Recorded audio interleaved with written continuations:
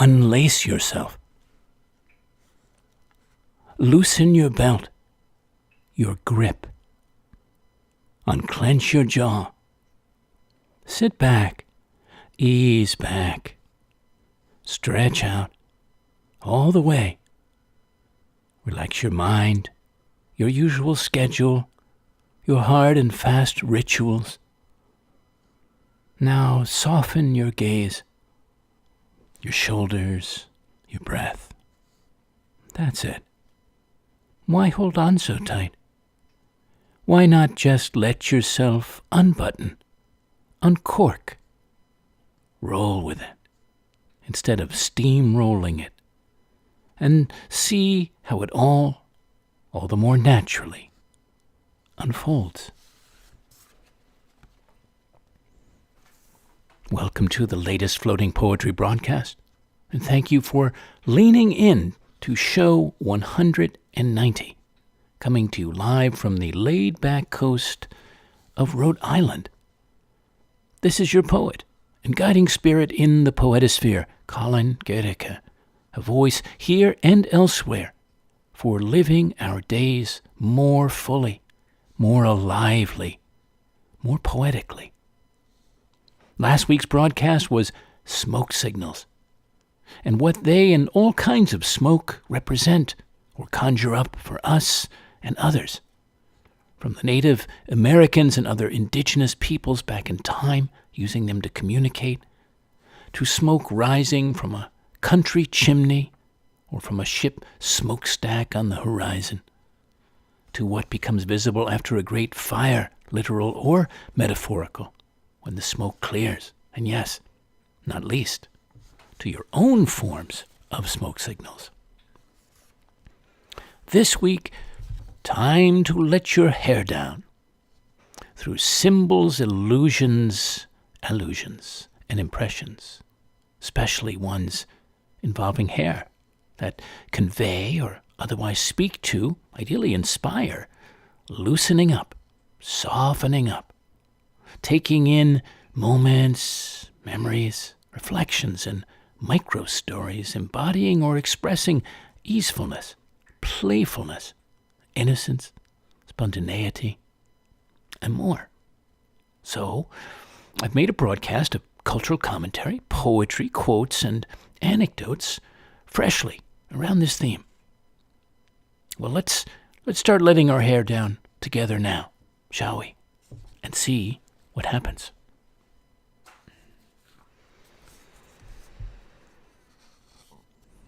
When you're flowing,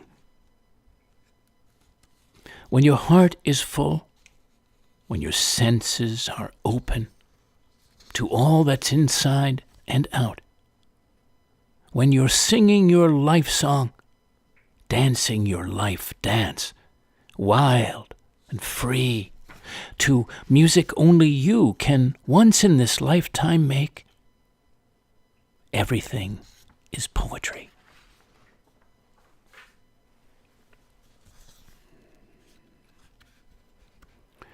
From the Yucatan, Mexico, 1998.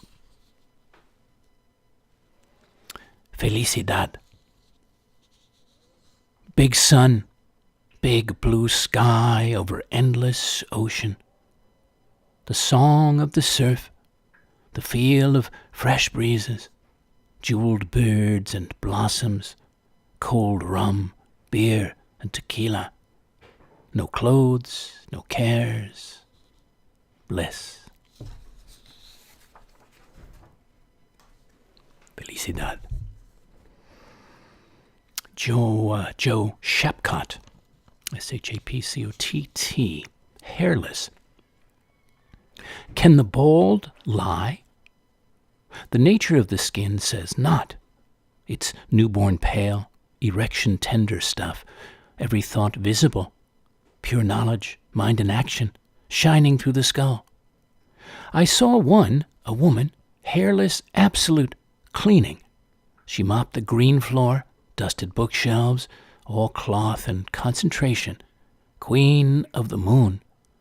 You can tell with the bald that the air speaks to them differently, touches their heads with exquisite expression. As she danced her laundry dance with the motes, everything she ever knew skittered under her scalp. It was clear just from the texture of her head she was about to raise her arms to the sky. I covered my ears as she prepared to sing, roar, to let the big win resonate in the little room. Hairless, thank you, Joe Shapcott. New to me. Bruce Guernsey has this poem for my wife cutting my hair.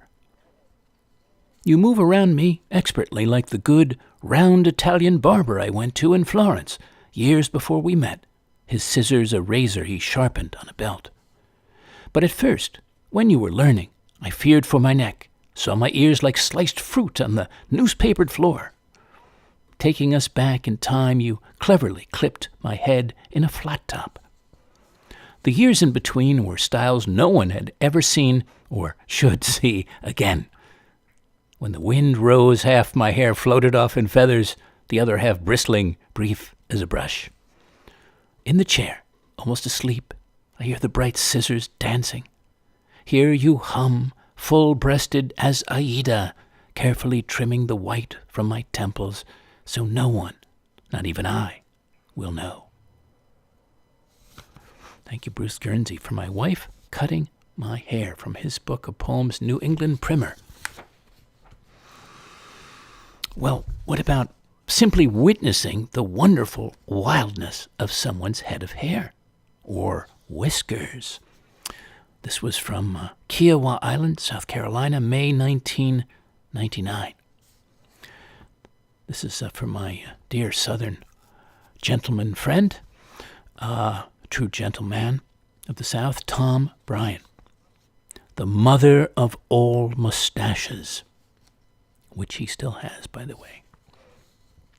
Rampant, roving, Blympian, the mother of all mustaches, brambles above your upper lip, recalling balaclava, wisteria, and that wild man of Borneo, brave hussars and hirsute havildars. The wiry horsehairs lace your face with rakish and raucous airs, with delicious devilishness. It's a facial folly, a haiku of kudzu that rivets the eye and ensnares the imagination. And to Tom Bryan and his fabulous mustache. Long may it grace his face. Well, I was thinking not just people, of course, but nature letting its hair down. Yes, like it did here one afternoon. And I'm encouraging you to notice when it does, wherever you are, however you're moving about, the landscapes and seascapes of life, and literally. This is on Kitchell Pond, was my Walden Pond of its kind back in time for a while, in the Lawantaka Brook Reservation, Convent Station, New Jersey, late October 2016. A wild invitation to dance. The autumn wind is having its way today, boistering around the pond, affirming its ability to not just rustle the curling cattail grasses and quiver the skin of the water, but bend the broad limbs of all the trees, young and old, from the widest to the tallest and stateliest, oaks and elms that have stood gracefully here for generations, and move entire mountains and masses of clouds through the Watteau blue sky. The land knows the wind, maybe loves it on days like this, as a way to make music, as a wild invitation, a fresh chance to sway, to dance.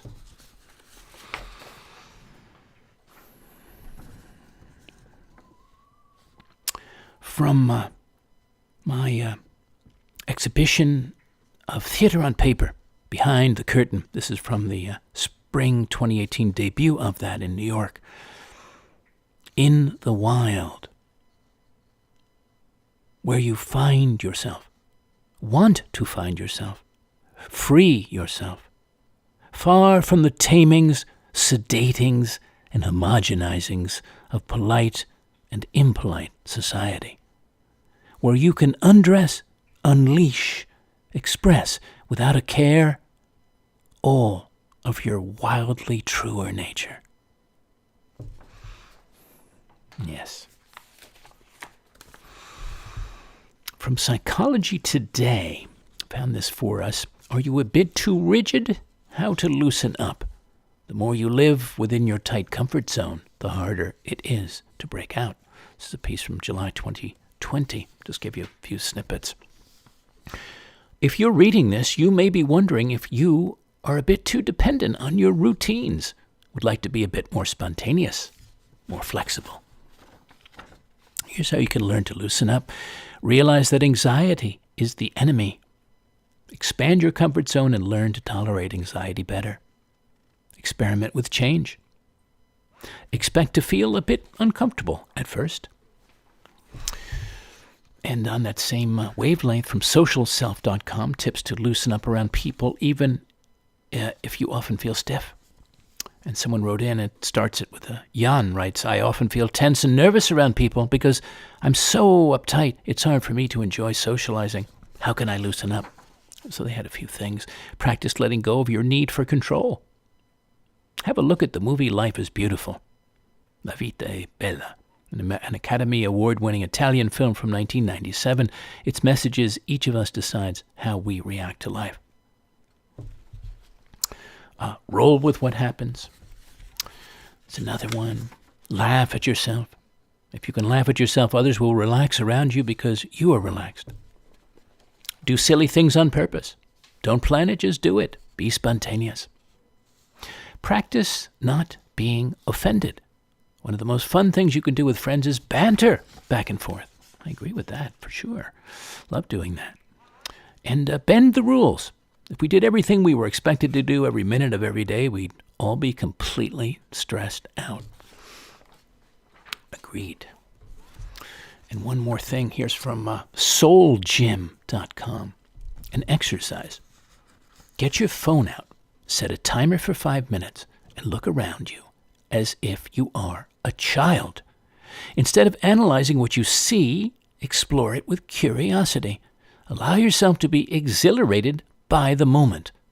For these 5 minutes, just exist. Just be. Don't worry. When the timer rings, you can put the weight of the world back on your shoulders. Who are you when your superimposed narrative is turned off? What does it feel like not to be fired up by the same old toxic thoughts and angry or depressed feelings? Okay. Well, we're speaking of that, and I spoke of nature dancing earlier, and back in 1998, one June in Amsterdam, in the Netherlands, I was having dinner with dear friends, extended Dutch family of mine, at their house. And I let the spirit move me to dance. And this poem came through me.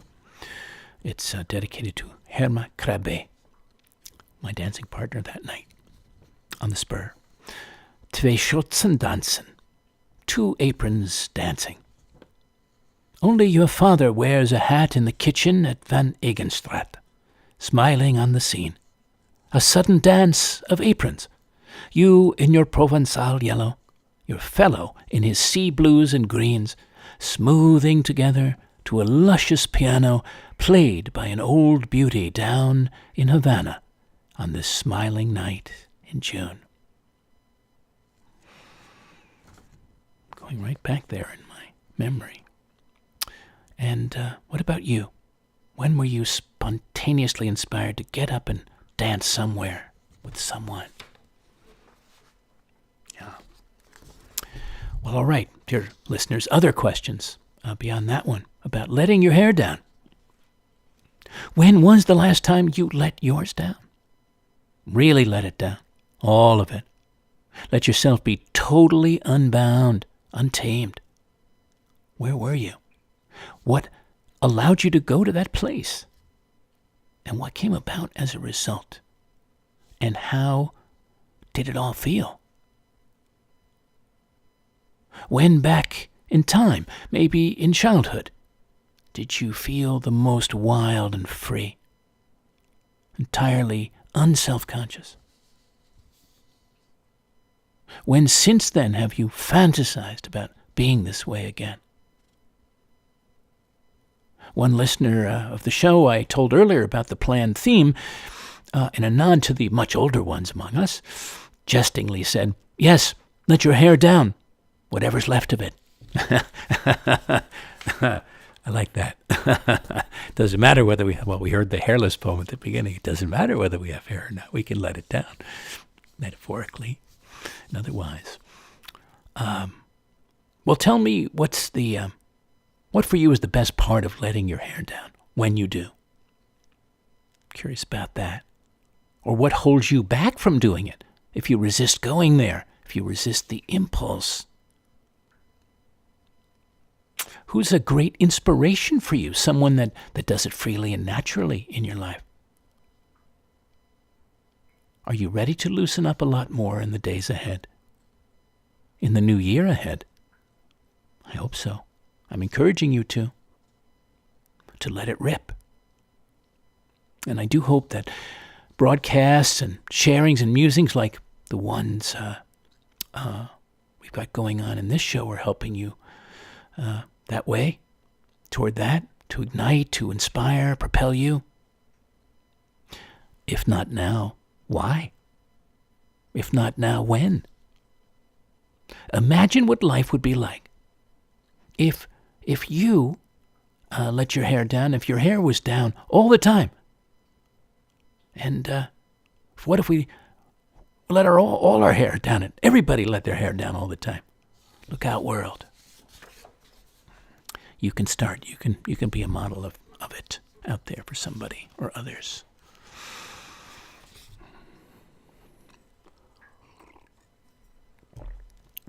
Wesley McNair. Hair on television. On the soap opera, the doctor explains to the young woman with cancer that each day is beautiful.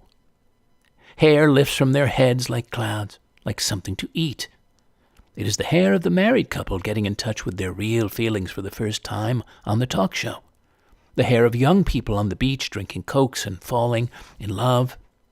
And the man who took the laxative and waters his garden next day with the hose wears the hair so dark and wavy even his grandchildren are amazed.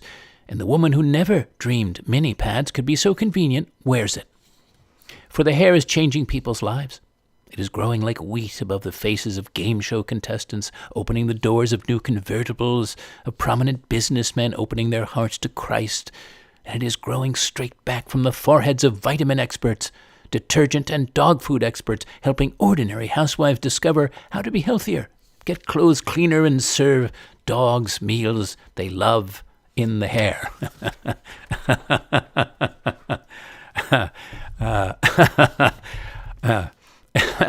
And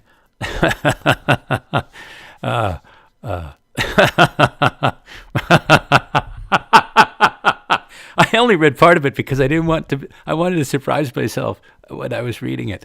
I just knew it felt like the right poem. Okay. And over on television, the housewives and the news teams bringing all the news faster and faster, and the new breed of cops winning the fight against crime are smiling, pleased to be at their best, proud to be among the literally millions of Americans everywhere who have tried the hair, compared the hair, and will never go back to life before the active, the caring, the successful, the incredible hair. Great. Thank you, Wesley McNair. Thank you for that poem. Oh, great fun. Why did that tickle the funny bone? Oh, okay. New York City, February 2011.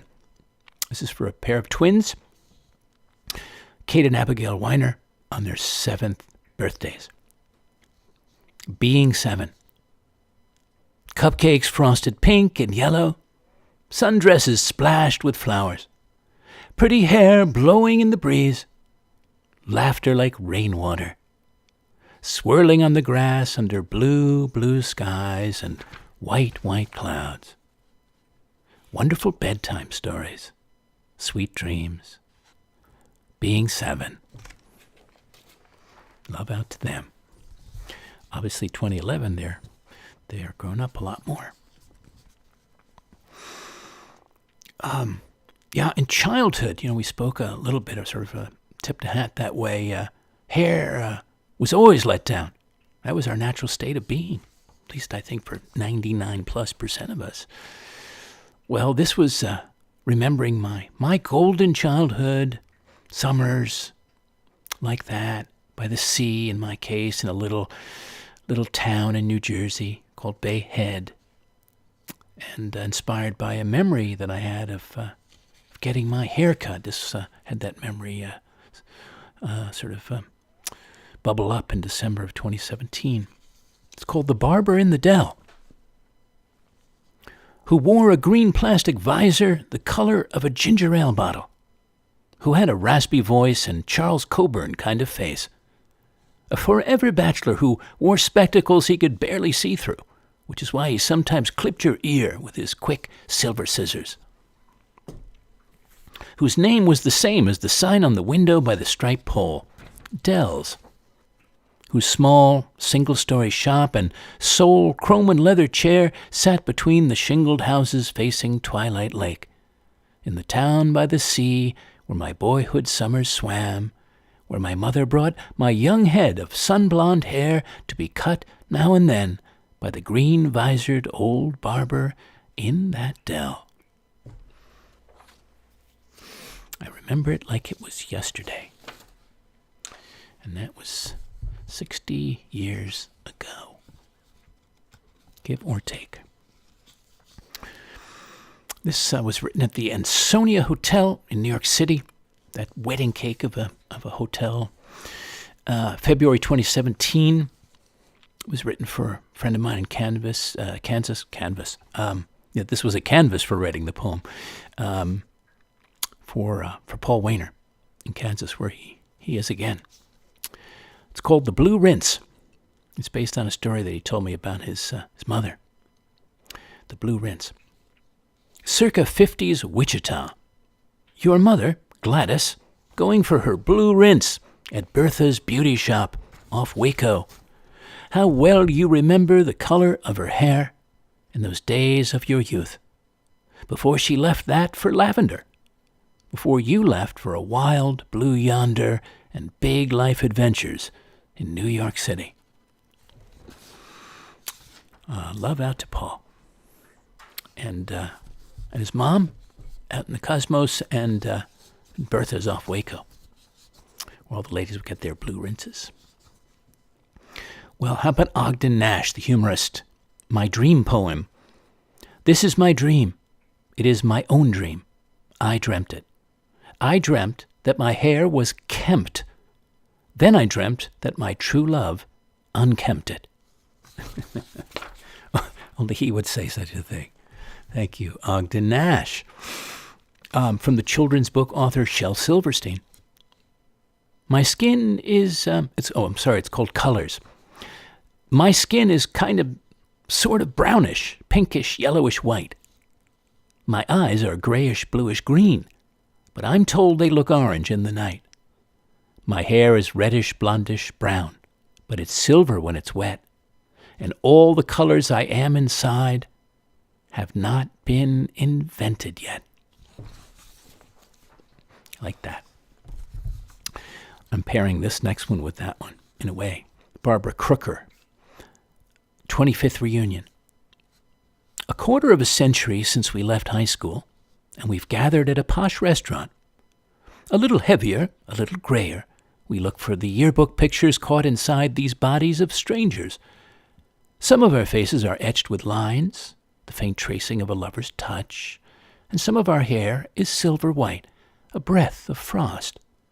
And some of us are gone. But he's here, the dark angel, everyone's last lover, up at the microphone singing Save the Last Dance for Me. He's singing a cappella, the notes rising sweetly, yearningly toward the ceiling, which is now festooned with tissue flowers, paper streamers, balloons. And we're all 18 again, lines and wrinkles erased, gray hair's gone, our slim bodies back, the perfect editing. The saxophone keens its reedy insistence. Scents of gardenias and tea roses float in the air from our wrist corsages and boutonnieres. No children or lovers have broken our hearts. It's just all of us together in our fresh, young skin, ready to do it all over again. Thank you, Barbara Crooker. Lovely. 25th reunion. April Osman, Ossmann, his mother's hair. The last time he cut his mother's hair, the rude morning sun left no corner of her kitchen private, the light surgically clean where it fell on his scissors. Her hair fell in a blonde circle on the lake blue tile. Smell of coffee and cinnamon. Her laughing shook her head. Hold still, he said, his hand surfeit with the curl and softness of her hair. 3 weeks after her death, a stranger entered the salon and settled in the chair. She had the color and shape of his mother's hair, and when he sunk his hands in it, the texture, even cowlicks, individual as freckles, same. Twice he had to leave the room, and twice he returned. Still, when he touched her hair, it blurred. Hold still, he said. Hold still. Thank you, April Osman. His mother's hair from her collection, Event Boundaries. The comedian Lily Tomlin said, "If truth is beauty, how come no one has their hair done in the library?"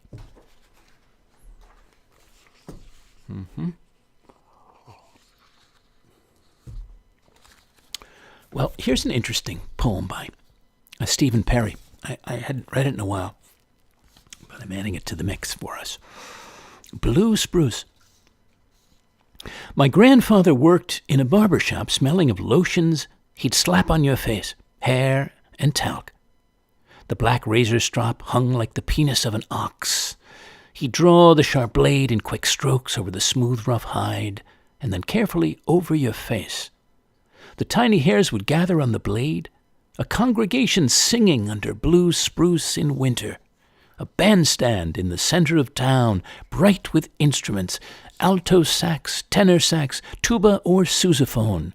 The bright pa-pas shaving the town somehow, a bright cloth shaking the air into flakes of silvering hair, floating down past the houses, the horses, pulling carriages past the town fountain, which had frozen into a coiffure of curly glass.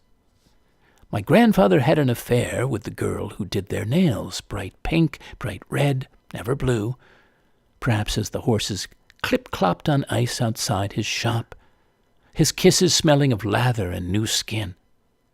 When she grew too big and round with his child, with his love, with his bandstand love, with his brassy love, and the town dropped its grace notes of gossip and whispered hiss, he bundled her out of town with the savings which should have gone to my mom. But how could you hate him? My mother did, my father did, and my grandmother who bore his neglect. When she was covered in sheets at her last death, he flirted with the nurses, bright as winter birds in spruces above a bandstand. I'll always remember him in snow, a deep lather of laughter, the picture where he took me from my mother and raised me high, a baby, into the bell of his sousaphone, as if I were a note he'd play into light. Thank you, Stephen Perry. Very good. Well, here's one of mine from East Hampton, New York, September 2008. It's dedicated to Steve and Christy. Steve is a wonderful artist, farmer, organic farmer in central New York, who also is soon appearing in the Poetosphere in a deeper well-dweller conversation among all the other ones there. This is Sun and Cloud. Quite a sight to behold. A woman of sun reclining on the grass in a meadow, abundantly recumbent, hair and limbs lush with heat and light, and a man, also outstretched, in a deep blue sea of sky overhead, made wholly of cloud, arch to temple, a noonday nimbus of happiness or desire. He floats without a shadow before his woman of sun, and she warms the earth and air around her man of cloud. Love out to them.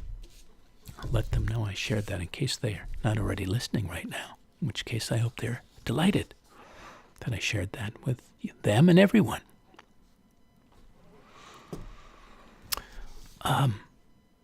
There's a poem for B, Windswept. On the beach, cheek to cheek, our hair blown straight up like chimney drafts, our faces lit up like the sun streaming down. As the storm pauses, eases, windswept with you, heart swept by you.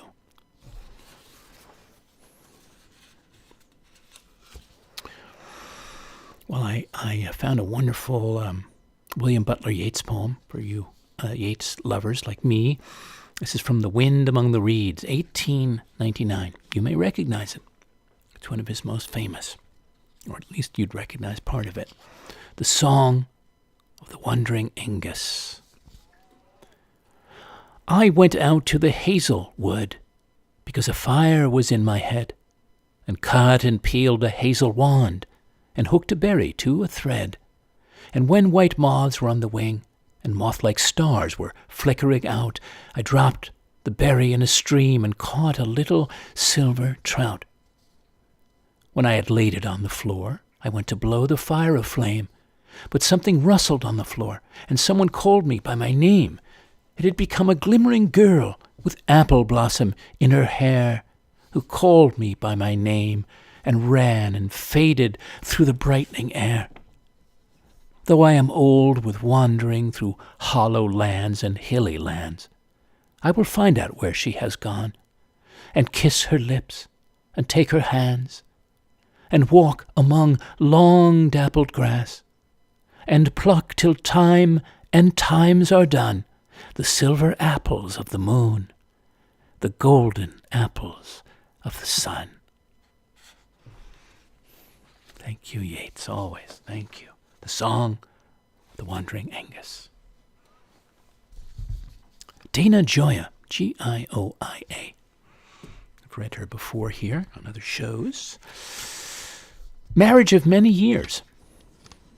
Most of what happens beyond words, happens beyond words. The lexicon of lip and fingertip defies translation into common speech. I recognize the musk of your dark hair.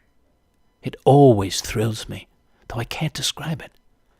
My finger on your thigh does not touch skin, it touches your skin, warming to my touch. You are a language I have learned by heart. This intimate patois will vanish with us, its only native speakers. Does it matter? Our tribal chants, our dances round the fire performed the sorcery we most required. They bound us in a spell time could not break. Let the young vaunt their ecstasy. We keep our tribe of two in sovereign secrecy. What must be lost was never lost on us. Thank you, Dana Gioia. It's from her collection, 99 Poems. Here's a poem by Yehuda Amichai, translated by Asia Gutman. In the middle of this century. In the middle of this century, we turned to each other with half faces and full eyes, like an ancient Egyptian picture. And for a short while, I stroked your hair in the opposite direction to your journey. We called to each other, like calling out the names of towns where nobody stops along the route. Lovely is the world rising early to evil. Lovely is the world falling asleep to sin and pity. In the mingling of ourselves, you and I, lovely is the world. The earth drinks men and their loves like wine. To forget, it can't. And like the contours of the Judean hills, we shall never find peace.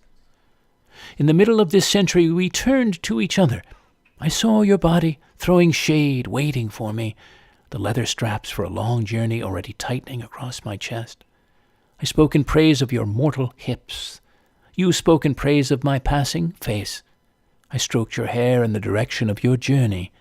I touched your flesh, prophet of your end. I touched your hand, which has never slept. I touched your mouth, which may yet sing. Dust from the desert covered the table at which we did not eat, but with my finger I wrote on it the letters of your name. Thank you, Yehuda Amichai, a new poet to me. From 2019, this was a poem for Victoria Dugan on her 17th birthday, and she might be listening tonight out in Milwaukee, but she might be very well. And her sister and her mom and dad. So I know they enjoy the shows very much. 17. Now that you've reached the 7th prime number, a permutable and supersingular number of years, you can get your driving license and glide carefreely down country roads with the spring or summer wind streaming through your hair. Donate blood from your healthy young body to help other bodies become well. Enlist in the Navy and go to sea, or the Air Force and take to the skies. Or pretty much, beyond the usual schooling and growing up, be and do whatever your heart and spirit call you to be and do in the world, in this one and only one-of-a-kind life you have, and get this incredible chance to live. Love out to her and to her sister, whose beautiful face graces the show tonight. That is Evelyn's face. And her beautiful copper penny red hair. Well, I was wondering about films, and I remembered one in particular that I absolutely love, and you're going to enjoy the title of it. So I looked up RogerEbert.com, their review of it. It's one of my most favorite films, French films, with the great actor Jean Rochefort. It's The Hairdresser's Husband, La Marie de la Coiffeuse. And here's just a bit about it. The hairdressing shop is their ocean liner. Their lives are a cruise around the world. They will sail the Nile, kiss in the shadows of the Great Pyramids, see the sun set on every earthly paradise, and it will always be exactly like this. Perfect. The Hairdresser's Husband from 1990 tells the story of two romantics besotted with love, living in a French hairdressing salon. She reading magazines on her perch by the window, he working crosswords on the red leather bench, the sunlight flooding in, the yellows, blues, tropical colors, the exotic music he dances to. And by the way, he dances amazingly too. Occasionally, at some unheard signal, their eyes meet and they smile in shared bliss. It's a wonderful film if you can find it. I've been looking for it again, but I haven't found it streaming. I have it on a DVD, but I don't have a player anymore, so that's not helpful. Well, what about Stephen Foster, the composer from Back in Time? Jeannie with the light brown hair. I don't know if you know the lyrics to that. I'll give you some. Maybe I'll even sing a little bit for you. I dream of Jeannie with the light brown hair, born like a vapor on the summer air. I see her tripping where the bright streams play, happy as the daisies that dance on her way. Many were the wild notes her merry voice would pour, many were the blithe birds that warbled them o'er. Oh, I dream of Jeannie with the light brown hair, floating like a vapor on the soft summer air. Thank you, Stephen Foster. I shared this next poem in the last show, show 189, on smoke signals, but I'm reprising it here as it fits so well also, by Ofelia Zepeda. Smoke in our hair. The scent of burning wood holds the strongest memory. Mesquite, cedar, pinon, juniper, all are distinct. Mesquite is dry desert air and mild winter. Cedar and pinon are colder places. Winter air in our hair is pulled away, and scent of smoke settles in its place. We walk around the rest of the day with the aroma resting on our shoulders. The sweet smell holds the strongest memory. We stand around the fire. The sound of the crackle of wood and spark is ephemeral. Smoke, like memories, permeates our hair, our clothing, our layers of skin. The smoke travels deep to the seat of memory. We walk away from the fire. No matter how far we walk, we carry this scent with us. New York City, France, Germany, we catch the scent of burning wood. We are brought home. Muchas gracias, Ophelia Zepeda. Liesel Müller, moon fishing. When the moon was full, they came to the water, some with pitchforks, some with rakes, some with sieves and ladles, and one with a silver cup. As they fished till a traveller passed them and said, "Fools, to catch the moon you must let your women spread their hair on the water." Even the wily moon will leap to that bobbing net of shimmering threads, gasp and flop till its silver scales lie black and still at your feet. And they fished with the hair of their women, till a traveller passed them and said, "Fools, do you think the moon is caught lightly with glitter and silk threads? You must cut out your hearts and bait your hooks with those dark animals. What matter you lose your hearts to reel in your dream?" And they fished with their tight, hot hearts till a traveller passed them and said, "Fools, what good is the moon to a heartless man? Put back your hearts and get on your knees and drink as you never have until your throats are coated with silver and your voices ring like bells." And they fished with their lips and tongues until the water was gone and the moon had slipped away in the soft, bottomless mud. Thank you, Liesel Müller. Vielen Dank for that poem. And an old song by Charles Kingsley, The Sands of Dee, D-E-E. "O Mary, go and call the cattle home, and call the cattle home, and call the cattle home across the sands of Dee. The western wind was wild and dank with foam, and all alone went she. The western tide crept up along the sand, and o'er the sand, and round the sand, and as far as eye could see. The rolling mist came down and hid the land, and never home came she. Oh, is it weed or fish or floating hair, a tress of golden hair, a drowned maiden's hair above the nets at sea? Was never salmon yet that shone so fair among the stakes on Dee. They rowed her in across the rolling foam, the cruel crawling foam, the cruel hungry foam, to her grave beside the sea, but still the boatmen hear her call the cattle home across the sands of Dee." Thank you, Charles Kingsley. From 10 of the best poems about hair by Dr. Oliver Turle, T-E-A-R-L-E, from Loughborough University in the UK. I'm just going to give you his lead-in to this. Poets and hair. Now that would make for an interesting literary study. There's Lord Byron, of course, who, when he received requests from admiring young women for a lock of his hair, would send them some hair snipped from his dog. But many poets, Byron included, have written poems in praise of hair or about the beauty of hair. Here are 10 of the best on a hairy theme. So you can find that article online, Dr. Turle's piece, and read the poems if you want, his selection of those. They're mostly classical, Byronesque, etc. But I have other things for us to finish with as we come to our last sharings and musings for this time, for this week together. And this is Khalil Gibran, Clothes, chapter 10. "And the weaver said, 'Speak to us of clothes.' And he answered, 'Your clothes conceal much of your beauty, yet they hide not the unbeautiful. And though you seek in garments the freedom of privacy, you may find in them a harness and a chain. Would that you could meet the sun and the wind with more of your skin and less of your raiment. For the breath of life is in the sunlight, and the hand of life is in the wind. Some of you say it is the north wind who has woven the clothes to wear. But shame was his loom, and the softening of the sinews was his thread. And when his work was done, he laughed in the forest. Forget not that modesty is for a shield against the eye of the unclean. And when the unclean shall be no more, what were modesty but a fetter and a fouling of the mind? And forget not that the earth delights to feel your bare feet, and the winds long to play with your hair. Indeed they do. Isn't that the most wonderful feeling when they do?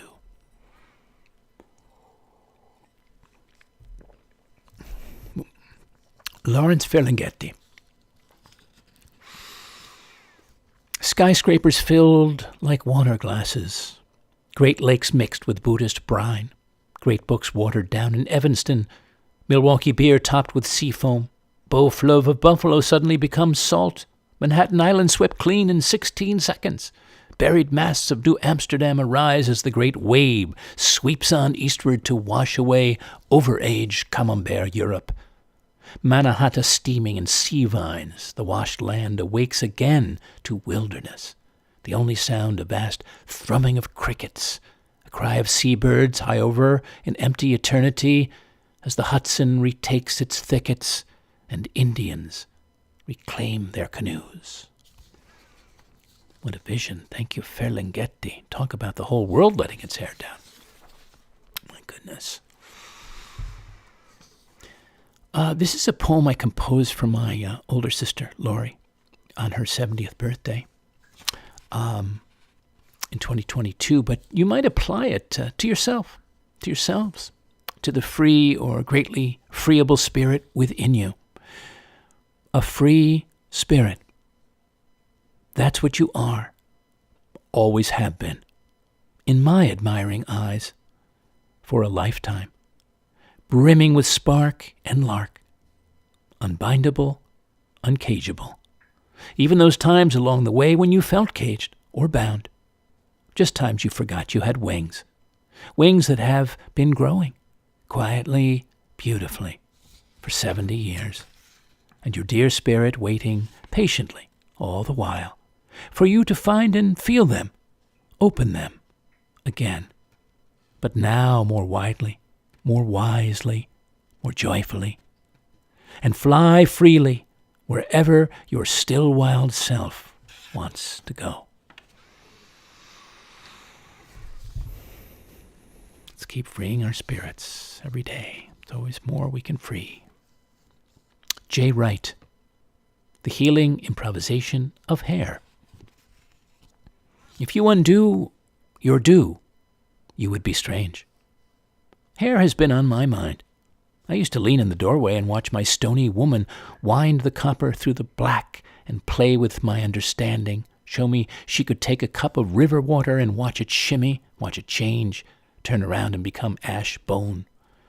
Wind in the cottonwoods wakes me to a day so thin its breastbone shows, so paid out it shakes me free of its blue dust. I will arrange that river water, bottom juice.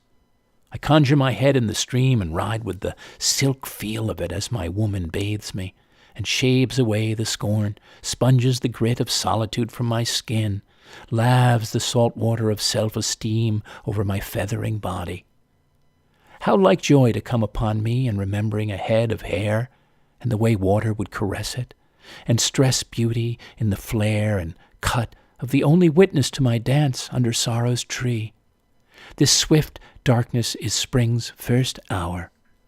I carried my life like a stone in a ragged pocket, but I had a true weaving song, a sly way with rhythm, a healing tone. Thank you, Jay Wright. And a refrain of that last line of that Khalil Gibran poem, forget not that the earth delights to feel your bare feet, and the winds long to play with your hair. Next to last, from the Yucatan coast, Mexico, 1999, Todo bien, all is well. Today you take a siesta in the shade, surrounded by a sun-glazed sea. Your thoughts drift on the endless waves, on the passing clouds. Like shells, your ears catch the music of the surf, and the palms rustling like loose pages in the wind. You've forgotten the date and, indefinitely, the hour. Todo bien.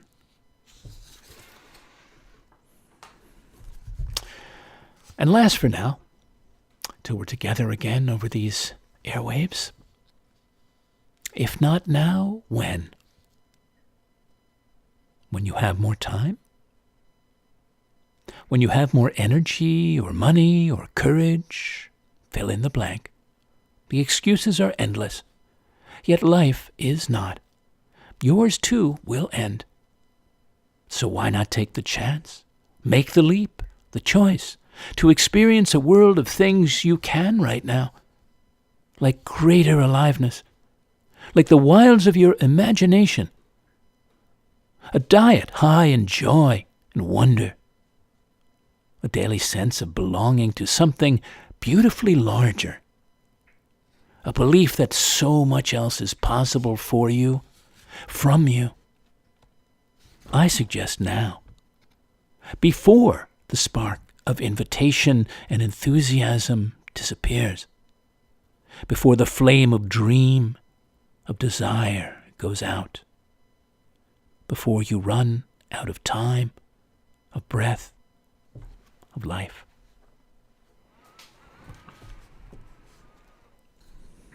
Thank you again, friends, for leaning in, for thinking and feeling in, for letting your hair down a while here, and here together, and maybe much more so beyond this time. I hope so. I'd be very glad if you shared this or other show links with friends. I'd also be happy to hear any comments or contemplations you'd like to send me from listening to these shows, including your experience of this one. Let your hair down. Likewise, to receive any contribution you might like to make of appreciation for these weekly programs I create to enliven and enlighten you. You can do so by Venmo to Fivefold, Fivefold, at pipeline.com, or by PayPal to the same email. Or you can simply mail a check to me to P.O. Box 1032, Westerly, Rhode Island, 02891. Or donate through my site, thepoetorialist.com, by way of the Donate tab.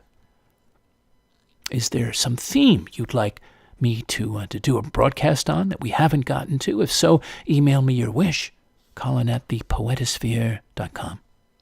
Patrons can, at points of the year, privately host or sponsor me as a working poet in residence in the U.S. or beyond to create a new flight of poetic art and imprint my poeticness and dedicate all of that to them. Email me to explore that. Meanwhile, you can hear all the broadcasts online, on YouTube right now and elsewhere eventually, on the Floating Poetry playlist. You can also explore as a visitor or subscriber by the month or longer the oasis of regenesis that I'm guiding, the poetosphere.com. I invite you to explore the free tasting menu there, where you can begin to pause and refresh with greatly enlivening experiences, inspiring conversations, quiet contemplations, and much more. All this and a community of kindred spirits, of possibilitarians to engage with. I'm also making month-long and year-long subscriptions possible for this New Year's time for you and fellow listeners at a much reduced membership using the code GLADTIDINGS, GLADTIDINGS, all one word, whether for yourself or to give as a very special gift to others. Meanwhile, I hope you'll lean in here soon again.